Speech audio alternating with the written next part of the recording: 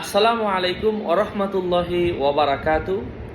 আজকে আমি আপনাদের সাথে আলোচনা করব মহান আল্লাহ সুবহানাহু ওয়া তাআলার 46 নম্বর গুণবাচক নাম। আমি ইতিপূর্বে আগের যে নামগুলো রয়েছে সেগুলো নিয়ে আলোচনা করেছি।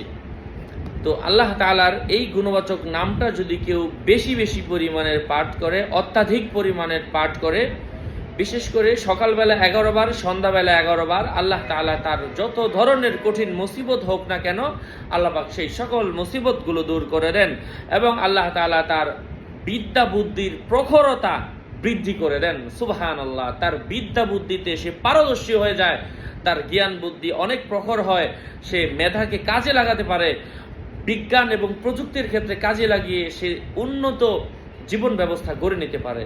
আমি দোয়া করি, হে আল্লাহ, যারা আপনার আল্লাহ তাআলার এই নাম আল হাকিমু পাঠ করবে, আপনি সবাইকে ফলাফল দান করেন। আমিন।